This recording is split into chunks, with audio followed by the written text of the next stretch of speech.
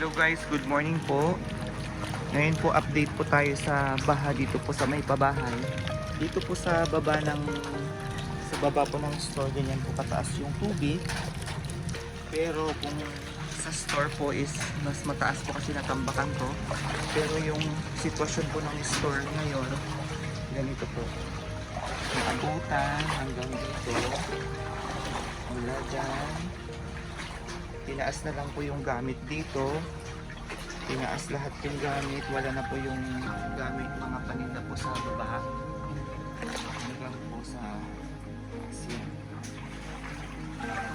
Dito po mataas sa may store, pero po sa may kalsada doon hanggang mas mataas pa po sa tuhod. Nakataas po yung mga rep namin.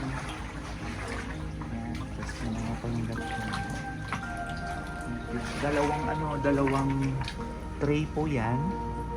Naabutan ko hanggang dito yung tubig. Kaya mas mataas po yung tubig ngayon kaysa last year.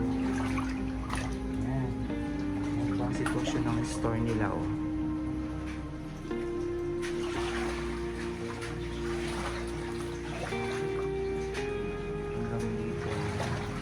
Pa rin ang tubig. Taas po ng tubig ngayon. Hindi po bumababa yung tubig.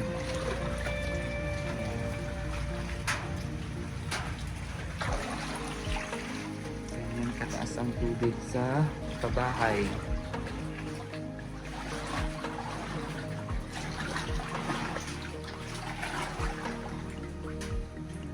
Yan, dito naman po sa labas, ganyan yung sitwasyon.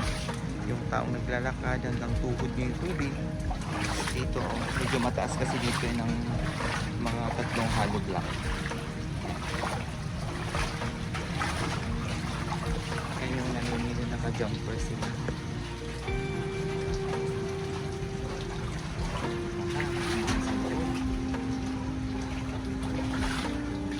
Hindi pinapatay ang power.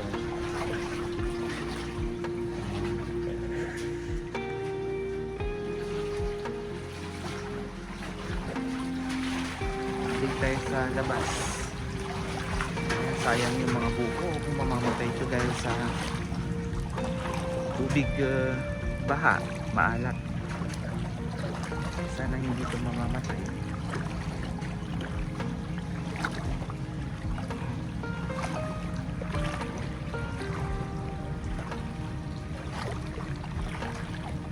Pasukan din itong store na isa hanggang tuhod din yung tampak nito eh.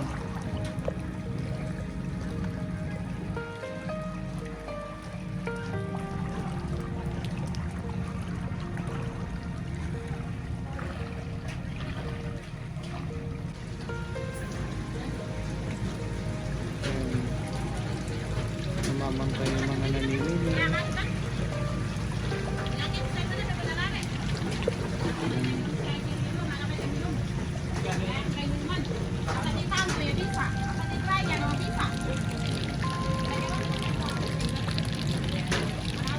At dito naman po, dalawang patong po na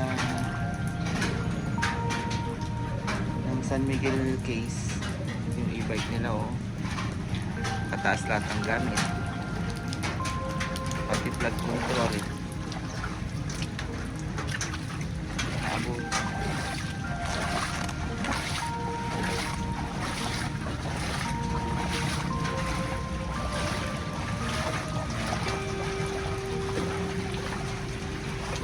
CLBB nila.